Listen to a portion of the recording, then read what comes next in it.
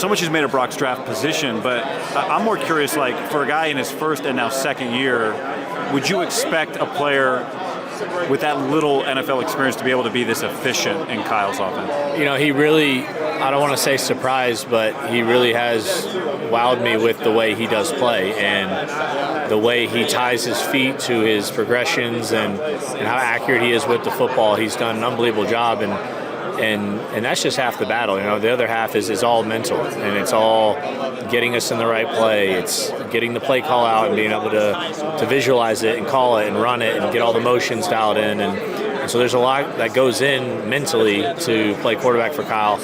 And, you know, I've been very impressed with Brock, the way he handles it, the way he goes out each and every week and is completely dialed into the game plan and on top of everything. And, you know, I think, like you said, with such little experience, you know, he's only going to continue to get better with more and more experience. And the more he sees, the more looks he gets, I don't want to say the more mistakes he makes, but he does learn from those mistakes that he's made all season long. And that's just going to continue to help him grow and be a better quarterback. Brandon Allen, first of all, the gear looks fantastic. You talk about, you got the patch on the jersey. You've done that before. Yeah. You got the hat for people watching. What's the Super Bowl swag bags like? You're kind of looking at it. You know, we get these for the media, and then I think we get to keep them when we're done. So that'd be pretty cool. And then we got, you know, a couple of sweatsuits and hats and things that we have to wear for all, you know, all purposes. But it's been good so far. Nice pair of shoes, some Air Maxes. Yeah, it's been good. You've been through this before. You've been through, I mean, a lot of big games, like on the Rams team that lost to Brady, 13-3. On the Bengals team last year that ran into Mahomes in the AFC Championship game. So you've had, you know, Super Bowl experience. What does that help you the second time through, and what is it like for the guys that haven't gone through before? Yeah, this is my third time. Cincinnati. Oh, Cincinnati. Yeah, we lost to the Rams. So yeah, I think it's been good just in terms of I feel like I know what to expect when you come for the week and how it leads up to the game and how that can be so different from just a normal game week. Obviously, with the media attention on this game and you know, being in a different place and doing all the practices and trying to simulate as much as you can a normal game week so that you're prepared for the game is good. And you get 2 weeks, and so I think we did a great job last week of getting a lot of stuff in. Getting, you know, I would say a bulk of the base, third down, the red zone, that kind of stuff. And that way when you come here and there are all these distractions that you don't normally deal with in the course of a normal week, I think you have that last week to fall back on and still try to find your routine, find your rhythm for the week. That way you're not off your game whenever you do get to the real game. So are you guys, I mean, you've got this time. Are you is stuff getting added to the game plan this week? Tweaking, watching more film? Like, take us through how that goes. Yeah, there's definitely tweaks, a couple ads here and there, trying to come up with basically the best game plan you can. And so I think last week helped. You get kind of your baseline in, but obviously, you know, this week we're adding a couple things, tweaking a couple things, and it helps when you have that extra week because you got to look at some of the plays that you're putting in and you go back and you look at, you know what, it might be a little bit better if we did this instead of this. And so I think it's been really good for all of us collectively, you know, mainly as an offense at least, being able to make some tweaks. You're like, oh, you know, that is a little bit better. We do like that, and get all that thing honed in for the game. I was thinking today about, I saw some of the Air Force Thunderbird pilots, and I'm not sure if they're flying over the game or, you know, like F-14, F-16s, if they're just doing stuff this week. But you're a perfect person to ask since you've been through it twice. Like, what are you thinking about? Honestly, I get chills just thinking about, like, that moment where the jets fly over and the Super Bowl's about to start. So what have you been thinking about? What's that like? Because it must be pretty special. It's a pretty cool deal, and I don't think it really hits you till it actually happens. You know what I mean? So, I think each Super Bowl is different. I had different feelings last time I was here, and then the time before that, different feelings, and it'll be. What were your feelings? Just I think the first time, just more, like wide-eyed. Wow, we're all the way in the Super Bowl, and I've always heard it. I think that was in my 4th year in the NFL, and I've always heard how hard it is to get there, and then going through it, I was like, that was tough. Us getting here and then to do it again a few years later with the Bengals, and obviously less wide-eyed, kind of just I knew the process again, and so I think anytime you can gain those kind of experiences, obviously I haven't physically got into play in either of them, but I think just going through the routine, going through the 2-week prep for the Super Bowl has, I was going to say, settled me a little bit and kind of allowed me to focus more on the football aspect of things and, being in Vegas, all the media, the opening night thing. So I think it's been good for me to be able to relax and say, okay, what are we doing for the game? I need to really lock in for this game, because I would say the first time around maybe I wasn't as dialed in to the game plan and got distracted by all the things we were doing, the places we were going, and all that. So I think it's been good for me just to be able to go through that. As far as the feeling come game time, I don't know. We'll see. It'll be. Are you a crier? I'm not a crier. I'm really not. You can ask my wife. My wife's not a crier either, so I think it's kind of why we go together pretty well. But no, so I don't think I'll be in tears. I know I won't be in tears, but it will be a very cool moment once that game gets going. Your wife coming to the game? She is. Who else is coming? I got a lot of family. I got my parents coming, both my brothers, my sister, their spouses, nieces, nephews. They're going to be here. The adults will go to the game. The ticket prices are a little extreme for a 6-month, a 5-month-old, and a 3-year-old to go to the game. So a little tough there, but they'll be here for the week, so that'll be nice to see them again. My wife's holding it down.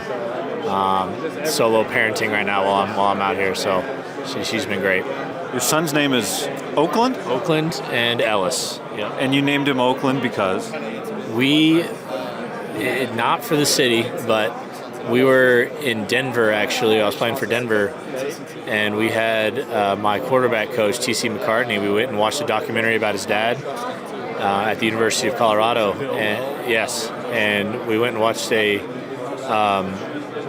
documentary type style of his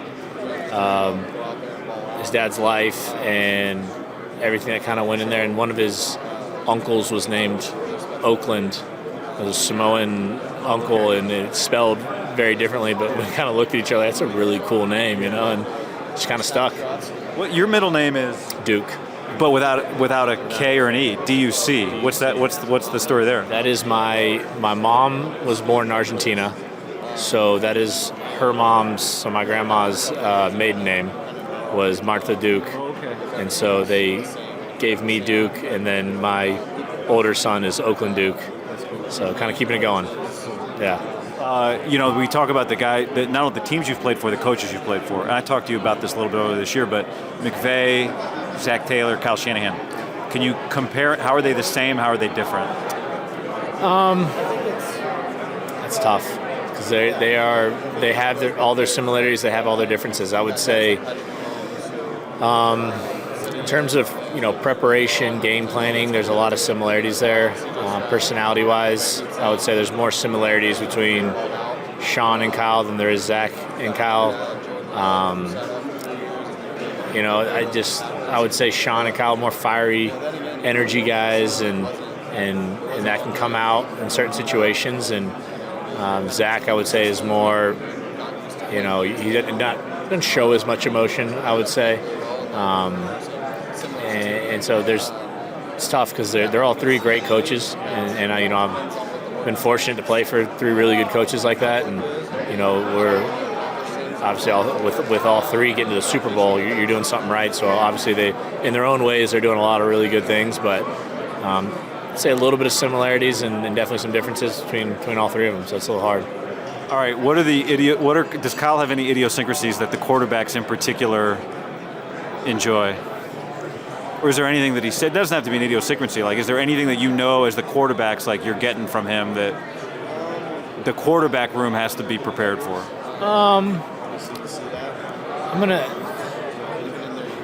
We do a lot of tags in our play calls, so I think you know how he likes to call things when we're installing plays, and some of them can get a little wordy because of all the tags, and so thank God for the wristband. So half the time we're just reading it, which is ideal. But I think he expects perfection out of everyone on a lot of the plays he designs and versus certain looks, and so you always know you got to go to the right place with the ball versus certain looks, because that's what you've repped all week. So you're going to get that from Kyle, but you're going to get plays that are good versus all coverages, and you just have to be able to see the defense, go through your reads, and I think with all the tags, it does help a lot of our receivers and tight ends and everyone know what they're doing on each play, because we have so many plays that can blend together in your mind, because a lot of stuff starts out the same, looks the same motions, and it'll be a completely different play. So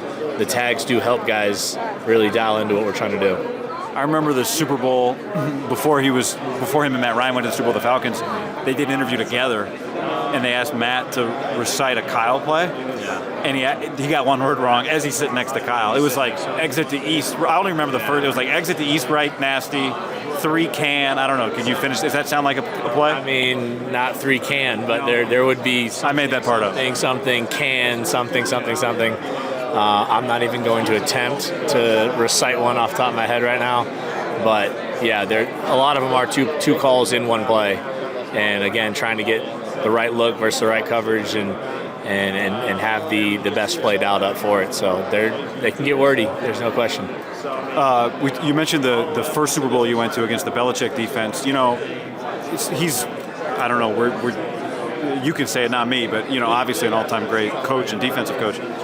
Steve Spagnuolo has proven to be a really elite playoff coach, like his playoff teams. So what stands out to you about him and this defense? I think they have a lot of guys that have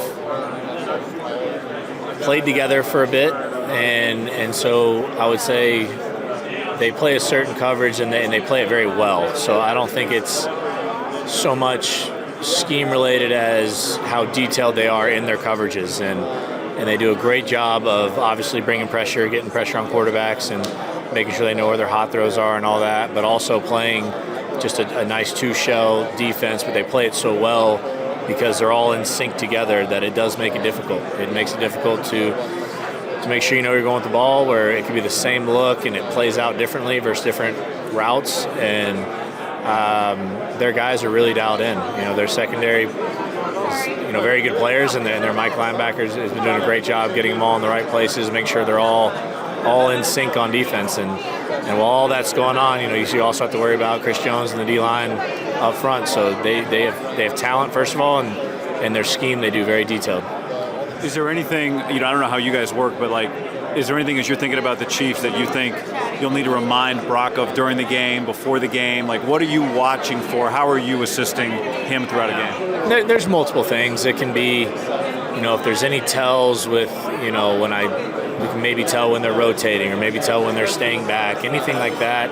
Maybe tell on a certain pressure. If there's anything me or Sam sees on the sideline that info-wise we can give Brock, we're going to do our job there and give him the tools that he needs to be successful, and because he's obviously dealing with a lot out there. He's got motions, he's got shifts, he's got to run the play, and so there may be things that we can see on the sideline that maybe he didn't notice during the play, and so anytime he comes to the bench, we can give our 2 cents and hopefully help him for the next drive.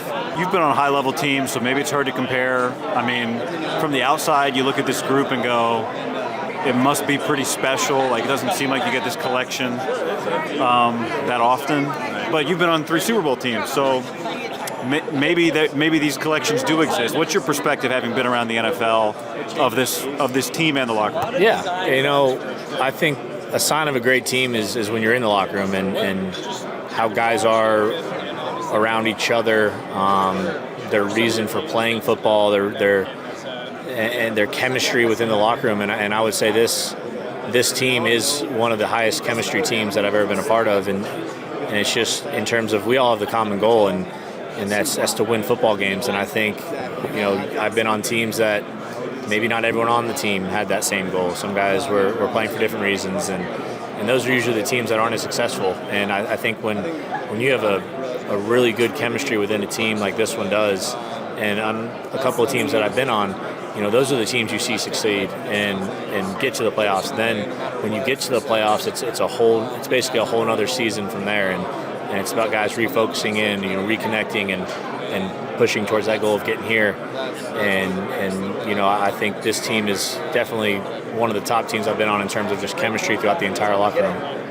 All right, analyst question. Key to the Super Bowl. What are your? I put your graphic on the screen. Brandon Allen. What are the keys presented by? I don't know. What's your favorite brand? Oh, beer. Yeah, tequila. Tequila. I'm a tequila man myself. Yeah. Do you have any tequila recs for people? Casamigos. Yeah, that's my favorite right now. I'm going to try. Is it Matthew McConaughey just came out with a new one? I think I haven't tried that one yet. How about the Breaking Bad guys? Is that a tequila or is that something else? They make a tequila? I'm not sure. I don't know. It could be a mezcal. I'm not sure. Oh, I thought they made crystal meth. Yeah, Bryan Cranston and Jesse. Yeah. Forget the actor, whatever. But I think they got a tequila. I got to try that one too then. No, I haven't tried that one. Casamigos is the Clooney. Was the Clooney and what's her name's husband? But I like Terramana. I like the Rock's tequila. He's got a good one. So, Keys to Victory, sponsored by tequila.